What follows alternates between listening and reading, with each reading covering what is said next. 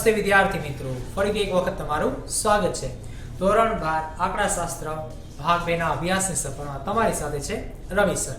ચલો વિદ્યાર્થી મિત્રો, છેલ્લે આપણે પ્રકરણ નંબર 3 જે છે ભાગ 2 ની અંદર એમાં પ્રામાણિક વિતરણ જે છે નો અભ્યાસ કરી રહ્યા હતા. એટલે કે સંભાવનામાં આપણે ત્રીજા પડાવની અંદર છીએ. તો એમાં વિશેષ પ્રકારના દાખલાઓ જે છે એની ગણતરી જોઈ ચૂક્યા. છેલ્લે જોયું કે ભાઈ તમારે પ્રમાણિત વિચલનને મધ્યક તૈયાર કરવા પડ્યા હતા. ઉપરાંત મધ્યક અને પ્રમાણિત વિચલનને તો તમે ઘટતો વિધેયનો આધાર લઈને મેળવી પણ ગયા, પણ એથી વિશેષ ત્યાં ચતુર્થક વિચલન જે ફરીથી આવ્યું 11 માં ભણી ગયા હતા, 12 માં આગળના ભાગની અંદર ફક્ત ઉપયોગ થયો હતો. એ જ વસ્તુ પાછી આવી પણ અલગ સ્વરૂપથી, સંભાવનાના ભાગ સ્વરૂપે આવી. એ રીતે સરેરાશ વિચલન આવ્યું, ચતુર્થક આવ્યા, બરોબર છે. એના માટે તમે આકૃતિનો એક ભાગ 25% સ્વરૂપે લઈ એક ક્ષેત્રફળમાં મેળવવાની બદલે સૂત્રતા આપી વગેરે આ વસ્તુ જોઈ ચૂક્યા. ચલો હવે આવું જ કંઈક હજી આગળ વિશિષ્ટ ગણતરીવાળા દાખલાઓમાં વધીએ છે. તો આજના પ્રકરણ 3 પ્રામાણિક વિતરણના ઉદાહરણ નંબર 21 માં એક પ્રામાણિક વિતરણ માટે પ્રથમ ચતુર્થક અને સરેરાશ વિચલન અનુક્રમે 20 અને 24 છે. તો તે વિતરણના બહુલકની કિંમતનો અંદાજ મેળવો. ચલો વિદ્યાર્થી મિત્રો, આ વખતે તો કંઈક અલગ જ આવ્યું, બરોબર છે. અહીં સંભાવના પૂછી નથી તો સંભાવનાનો દાખલો કેમ? ઉપરાંત આપેલી કિંમતોમાં ક્યાંય મધ્યક નથી, વિચલન નથી, કોઈ x નથી, z નથી, બરોબર કે નહીં? પણ અહીં જુઓ તો એક ખાસ કયો શબ્દ છે? પ્રામાણ્ય વિતરણ. ચલો એના ઉપરથી તો પેલા ખ્યાલ આવશે કે પ્રકરણ નંબર 3 ભાગ 2 પ્રામાણિક વિતરણનો દાખલો છે, બરોબર. બીજું, પ્રથમ ચતુર્થક અને સરેરાશ વિચલન આપ્યા છે. તો આ આગળની બે સંભાવનાના પ્રકરણમાં ક્યાંય આવતા નહોતા, એ વાત ક્લિયર. એટલા માટે આ પ્રકરણ નંબર 3 છે એવું પણ ઓળખી શકીએ છીએ. ઉપરાંત હવે આગળ અહીં જો વિતરણના બહુલકની કિંમતનો અંદાજ મેળવવો કીધું છે. શું પૂછ્યું છે? વિતરણના બહુલક. વિતરણનો બહુલક તો અહીં આખા ધોરણ 12 ની અંદર કયા પ્રકરણમાં આવે છે? ફક્ત પ્રામાણિક વિતરણમાં જ. તો પણ પ્રામાણિક વિતરણ થયું અને મેળવવાનું શું કીધું છે? કિંમતનો અંદાજ. ચલો તો બહુલક મેળવશું પણ એ અંદાજિત કિંમતથી તૈયાર થશે, બરોબર છે. તો હવે આપણે પહેલા આપેલી કિંમતોને તારવીએ અને ત્યારબાદ એનો ઉપયોગ કરી અને બહુલક તૈયાર કરીએ. આમ તો ઘણો સમય થઈ ગયો, બહુલક તમે ધોરણ 11 માં છેક મેળવેલો હતો, બરોબર છે. પણ હવે અત્યારે આપેલી કિંમતો જે છે ને તારવીએ અને આગળ વધીએ તો ખ્યાલ આવશે કે અહીં બહુલક તૈયાર કરવા માટે આપણે કયા સૂત્રનો ઉપયોગ કરવો પડશે, કઈ પદ્ધતિ આગળ લઈ જવી પડશે, બરોબર છે. ચલો જવાબ તરીકે પ્રથમ ચતુર્થક મારી પાસે છે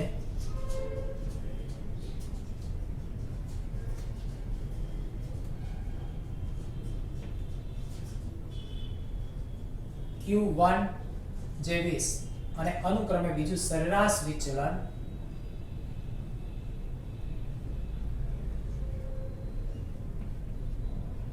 જે કેટલા છે? 24. ચલો વિદ્યાર્થી મિત્રો, હવે તો એક કામ કરીએ, આપેલી કિંમતો જે છે એના સૂત્રનો ઉપયોગ કરીએ તો આગળ સ્ટેપ મળશે આપણને આપોઆપ. પેલું કામ એ કરીએ, હંમેશા આવા કોઈ અલગ અલગ પ્રકારના વિશિષ્ટ દાખલા આવે તો યાદ રાખવું જે કિંમત આપણી પાસે છે, જે આપણને આપવામાં આવેલું છે, બરોબર છે, એને જ પહેલા શું કરવાનું? મદદમાં લેવાનું. હવે અહીંયા તમે શીખી ગયા પ્રમાણે પ્રથમ ચતુર્થક એનું સૂત્ર પણ જોયું તો આગળના દાખલામાં આકૃતિ દ્વારા સમજેલું હતું કઈ રીતે મેળવવામાં આવે છે તે. એ જ રીતે સરેરાશ વિચલનનું સૂત્ર તૈયાર હતું 4/5 ગુણ્યા પ્રમાણિત વિચલન, બરોબર છે. ઉપરાંત ચતુર્થક વિચલન 2/3 ગુણ્યા પ્રમાણિત વિચલન. તો આ વસ્તુને આપણે શું કરીએ? પહેલા કામે લગાવીએ. અથવા આપણે હંમેશા આ પ્રકરણમાં પહેલું કામ શું કરતા હતું કે x ચલ આપ્યો હોય અથવા ધાર્યો હોય એને પ્રમાણિત ચલ z માં લઈ જતા, એની અંદર મધ્યક અને પ્રમાણિત વિચલન હોવો જોઈએ, આ વસ્તુ મેળવતા, બરોબર. તો એ જ રસ્તા ઉપર ચાલીએ, પ્રમાણિત વિચલન કે મધ્યક મેળવવાની કોશિશ કરીએ. તો વિચારો તો પ્રથમ ચતુર્થકના સૂત્રમાં પ્રમાણિત વિચલન કે મધ્યક છે? હા. કઈ રીતે? μ - 0.675 સિગ્મા અથવા ડેલ્ટા પણ બોલી શકાય છે, બરોબર. તો હવે અહીંયા એકેરે બે અજ્ઞાત ચલ આવશે, એક તો મધ્યક μ અને પ્રમાણિત વિચલન, બેમાંથી એકેય નથી તો એને ઉપયોગમાં લઈ શકાય એવું લાગતું નથી. સીધું બાજુમાં આવો સરેરાશ વિચલનમાં આવો તો સરેરાશ વિચલનનું સૂત્ર છે 4/5 ગુણ્યા પ્રમાણિત વિચલન. તો અહીંયા એક જ અજ્ઞાત ચલ અને સામે સરેરાશ વિચલન આપેલું છે. ચલો પહેલા એનો ઉપયોગ કરીએ, આગળ ઓટોમેટિક બીજી કિંમતો તૈયાર થતી દેખાશે. તો સરેરાશ વિચલન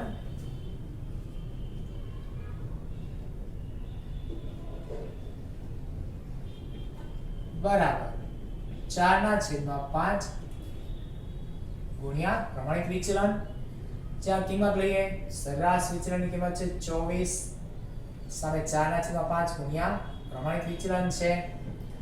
તેથી આગળ સાદુરૂપ લઈ જાવ તો પ્રમાણિત વિચલન એમને રાખીએ, બાકીની કિંમતો ફેરવીએ. 5 અંશમાં 4 છેદમાં, બરોબર છે. તો અહીં 24 ગુણ્યા 5 છેદમાં 4 સાદુરૂપ આપીએ 6 ચોક 24 6 35. તો પ્રમાણિત વિચલન તૈયાર છે કેટલા 30. ચલો આ કિંમત તૈયાર થઈ ગઈ.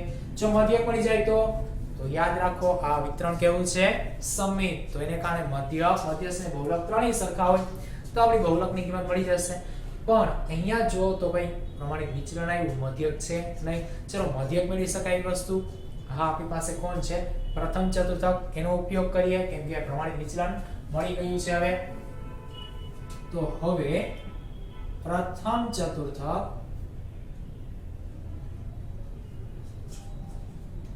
Q1 બરાબર ન્યુ માઈનસ 0.675 ગુણ્યા પ્રમાણિત વિચલન. સાદુરૂપ લઈએ તો Q1 કેટલા તો કે 20 છે, મધ્યક ન્યુ ખબર નથી 0.675 ટેબલ ઉપરથી તૈયાર થયેલી કિંમત લક્ષણ મુજબ અને પ્રમાણિત વિચલન 30 મળ્યા હતા. સાદુરૂપ આપીએ આ પદ માઈનસ સામે લઈ જાય પ્લસ, તેથી ન્યુ બરાબર 20 પ્લસ 0.675 ગુણ્યા 30 કરીએ તો 30 ને દશાંશ ચિહ્ન ઉડી જશે તો 6.75 ગુણ્યા 3 કરવાના થશે તો 5 તેરી 15 વધી 1 બરાબર 3 7 21 ને 1 22 વધી આવશે 2 જે 6 ઉપર આવે છે બરાબર. તો હવે 6 3 18 ને 2 20 બરાબર. તો 20.25 પ્લસ 20 કરો 40.25. તેથી ન્યુ બરાબર 40.25 તૈયાર. તો મધ્યક મળી ગયો, બહુલક પણ તૈયાર. અંદાજે બહુલક કેટલો હશે 40.25. ચલો જોજી છે ને એકદમ સિમ્પલ. તો આ રીતે તમે તૈયાર કરી શકો છો. પણ વિદ્યાર્થી મિત્રો હજુ એક બીજી પણ રીત છે. હમણાં આપણે વાત કરી કે સૂત્રો જે છે એનો ઉપયોગ કરો તો આગળ કિંમતો મળી શકે છે.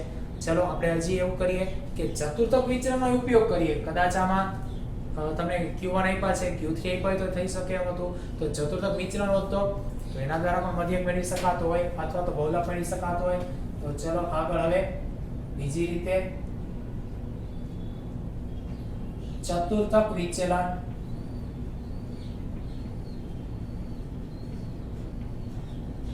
QD બરાબર 2/3 ગુણ્યા પ્રમાણિત વિચલન. એ તમે જાણો છો સંભાવના વિતરણ, પ્રામાણિક સંભાવના વિતરણ મુજબ આગળ વધીએ છીએ એટલા માટે સૂત્ર હશે 2/3 ગુણ્યા પ્રમાણિત વિચલન. પણ ધોરણ 11 મુજબ જો તો QD નું સૂત્ર શું હતું Q3 Q1 છેદમાં 2 બરાબર કે નહીં. તેથી આપણે એનો ઉપયોગ કર્યો. હવે સામે હાલનું સૂત્ર એની સાથે સરખાવીએ કેમ કે બંને સમાન થશે. આ જે છે એ વર્ગીકૃત આવૃત્તિ વિતરણની અંદર તમે મેળવતા હતા એ સૂત્ર હતું, અવર્ગીકૃતની અંદર પણ મેળવતા એ સૂત્ર હતું. પરંતુ અહીંયા તો કે વિતરિત થયેલા વક્રની અંદર જે આવૃત્તિ વિતરણ આવે છે, બહુલકીય વિતરણ આવે છે એની માહિતી પ્રમાણે તૈયાર થયેલું સૂત્ર છે. હવે સાદુરૂપ આપીએ તો Q3 આપણી પાસે નથી આપેલી માહિતી મુજબ. Q1 છે કેટલા 20 મૂકી દેસી 2/3 પ્રમાણિત વિચલન 30 એ પણ મૂકી દઈએ. તો તેથી Q3 Q1 કેટલા છે ભાઈ તો કે 20/2 બરાબર 2/3 ગુણ્યા પ્રમાણિત વિચલન કેટલા છે તો કે 30.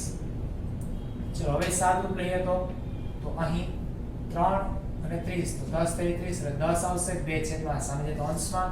એટલે Q3 બરાબર આ 2 ગુણ્યા 10 છેદના 2 સામે ગયા અંશમાં 20 બરાબર છે માઈનસ સામે જાય તો પ્લસ.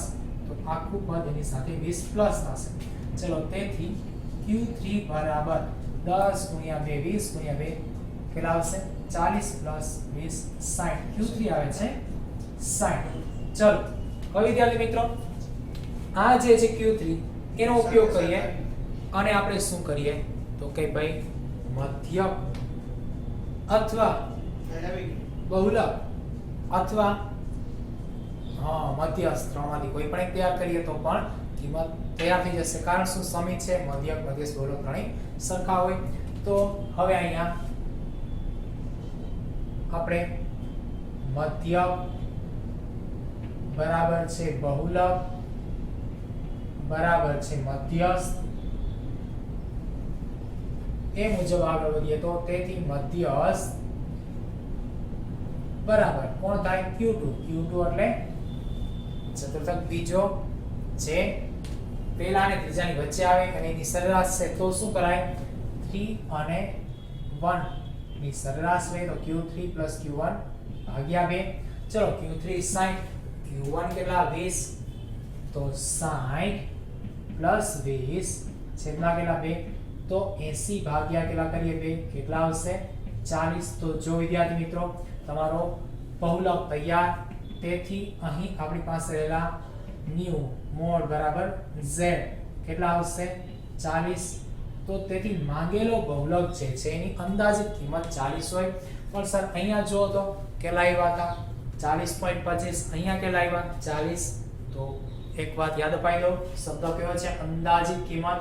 અને પહેલા પણ મેં કીધેલું હતું અંદાજિત કિંમત એનો મતલબ એવો કે જે કિંમત આપી છે એની એકદમ નજીક એટલે નહિવત માત્રામાં ફેરફાર વાળો ભાગ આવશે. તો અહીંયા જો તમે 40.25 એની રાઉન્ડ ફિગર કિંમત ગણશો તો 40 જ આવશે. અહીં કેટલા આવ્યા 40 જ આવ્યા. હવે આ સૂત્ર મેથેમેટિકલી પ્રોસેસ થી લીધેલું છે, એને કારણે અહીંયા પરફેક્ટ કિંમતો તરફ વધારે આંકડા સચોટ હશે. અહીંયા બીજ ગણિતનો ઉપયોગ થયેલો છે, કારણ કે પ્રાપ્તાંક પ્રાપ્ત કરવો એમાં બીજ ગણિત લાગે છે, બરોબર. એને કારણે ત્યાં સરેરાશ કિંમતોની નજીક કે અંદાજિત કિંમતો લેવામાં આવશે, કારણ એ સંભાવના છે અને સંભાવનામાં બીજ ગણિત આધારભૂત હોય છે. અહીંયા અંક ગણિત હતું, બરોબર, પરંતુ બેયનો જવાબ એક જ કહેવાશે 40. ચલો વિદ્યાર્થી મિત્રો આ વસ્તુને ખાસ ધ્યાન રાખશો અને આ રીતના દાખલાઓ જે સ્વાધ્યાયમાં તમારી જાતે શોધીને ગણશો. હજુ આપણે એક આગળ બીજું ઉદાહરણ પણ આજે લેશું, જેમાં પણ કંઈક વિશિષ્ટ રીતે આપણે ગણતરી કરી અને આ દાખલામાં પણ મધ્યક અને પ્રમાણિત વિચલન તૈયાર કરવાનો થતો હોય. તો જો સ્ક્રીન ઉપર ઉદાહરણ નંબર 22 છે, જેની રકમના શબ્દ કંઈક આ મુજબ છે. નેશનલ હાઈવેના ટોલ નાકા પર વ્યસ્ત સમય દરમિયાન દર કલાકે આવતા વાહનોની સંખ્યાનું વિતરણ પ્રામાણ્ય છે.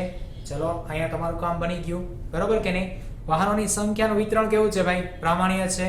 તો આ વિતરણનો મધ્યક ન્યુ અને પ્રમાણિત વિચલન સિગ્મા છે, એ પણ આપણે વ્યાખ્યાયિત કરી દીધું. વિતરણનો મધ્યક કોણ છે? હવે યાદ રાખજો, અહીં વધારે સ્પષ્ટ માત્રામાં આપણે આ રકમ જે છે અત્યારે જણાવી રહી છે કે પ્રામાણિક વિતરણ પૈકીનો આ એક દાખલો છે. કારણ પ્રામાણિક વિતરણના પ્રાચલો કોણ છે? મધ્યક અને વિચલન. એ બંને વ્યાખ્યાયિત કરીને પણ અહીં આપે છે રકમ. હવે આગળ બે અલગ અલગ વ્યસ્ત સમયગાળા દરમિયાન, હવે જુદા જુદા સમયને કેવા વ્યસ્ત, બરાબર છે. તો એ સમય દરમિયાન ટોલ નાકા પર આવતા વાહનોની સંખ્યા અનુક્રમે 88 અને 64 હોય. બે જુદા જુદા સમય લેવામાં આવ્યા અને એ સમય દરમિયાન અવલોકન કરવામાં આવ્યું. તો આ અવલોકન દરમિયાન આપણને જે છે એ જુદા જુદા સમયની જુદા જુદા વાહનોની સંખ્યા મળે છે, જે છે 88 અને 64. ચલો વિદ્યાર્થી મિત્રો અહીં આપણી પાસે બે ચલ આવ્યા, તો આ બે ચલ કયા હોય યાદ કરો. હા, મગજમાં આવતું હશે. પૂર્વના દાખલાઓમાં આપણે પહેલેથી જે સંખ્યા આપવામાં આવતી એને આપણે શું કહેતા? x, અને આ x એ આપણો કેવો છે? પ્રામાણ્ય ચલ, બરોબર છે. ચલો તો આ x ની કિંમતો છે, તો આ કોણ હોઈ શકે? x1 અને x2 બે બિંદુઓ વિસ્તાર પૈકી હોઈ શકે. તો અહીં x1 88 લઈએ અને x2 64 લઈશું. તેમજ તેને અનુરૂપ એટલે કોણ? તો કે આ પ્રામાણ્ય ચલ જે છે x1 x2 88 અને 64 એની અનુરૂપ z ના પ્રાપ્તાંકો. ચલો તો z ના પ્રાપ્તાંકો કોણ થાય? z1 અને z2 થશે, જેની કિંમતો 0.8 અને -0.4 હોય. તો વ્યસ્ત સમયમાં તે ટોલ નાકા પર આવતા વાહનોની સરેરાશ સંખ્યાનો મધ્યક અને પ્રમાણિત વિચલન મેળવો. ચલો જે પ્રાચલો આપણે વ્યાખ્યાયિત કરીને રકમ આપ્યા છે એ જ આપણે મેળવવાના કીધા છે. જો ફરીથી છેલ્લી લાઈનના શબ્દો શું મેળવવાનું કીધું છે? મધ્યક અને પ્રમાણિત વિચલન. તો હવે અહીં ટોલ નાકા પર આવતા વાહનોની સંખ્યા એને આપણે x1 x2 કહી દીધા છે. z1 z2 પ્રાપ્તાંકો આપણે તૈયાર આપ્યા છે અનુક્રમે, જો તો 0.8 અને -0.4. તો એનો ઉપયોગ કરીશું અને આપણે દાખલા જે છે એની ગણતરીને આગળ લઈ જશું.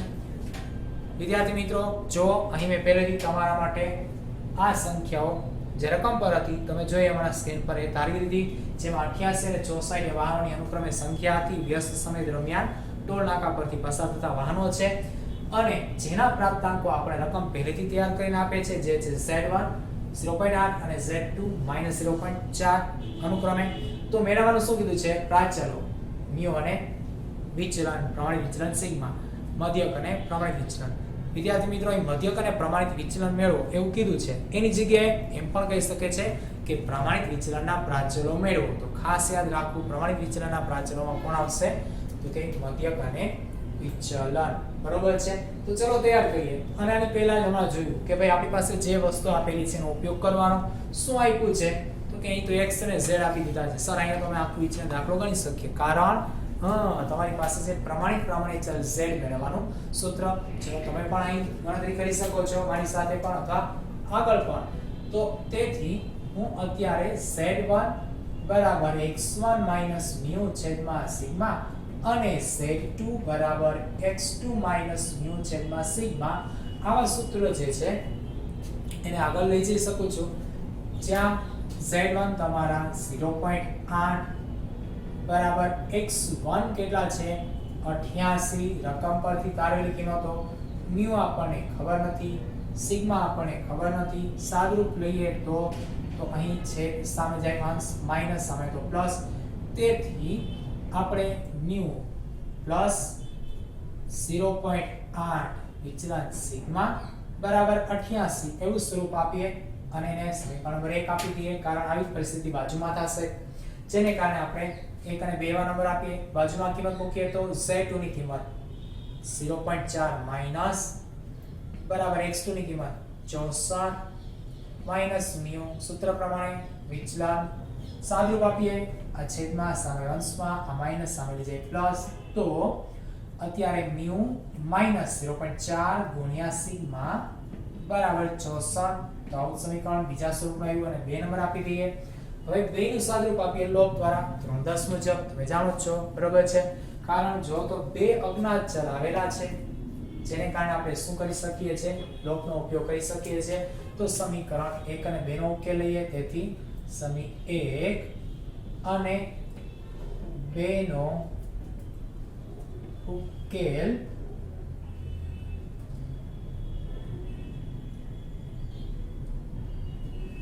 લેતા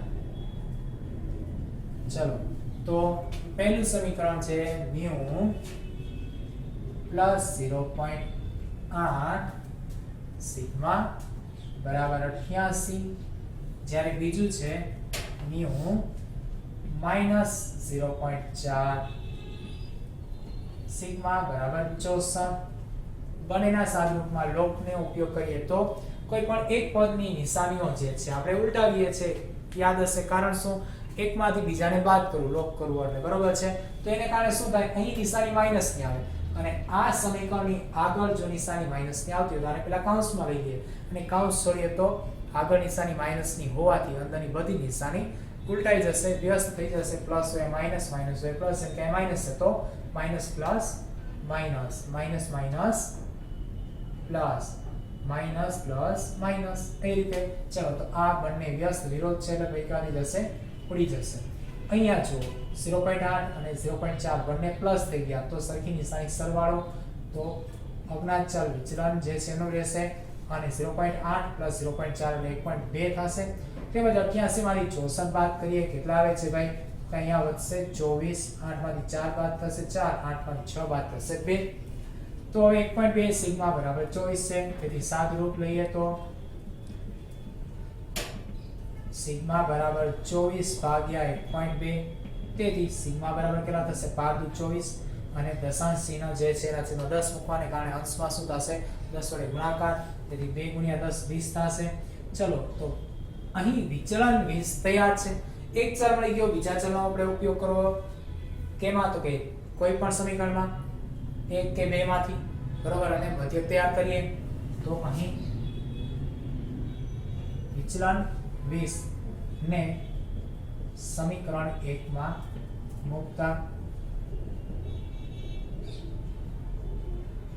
ચલો સમીકરણ 1 માં મૂકી દે તો કે સમીકરણ 1 માં મૂકીએ ત્યારે આપણી પાસે છે અત્યારે સમીકરણ 1 ન્યુ પ્લસ 0.8 સિગ્મા બરાબર 88 બરાબર છે।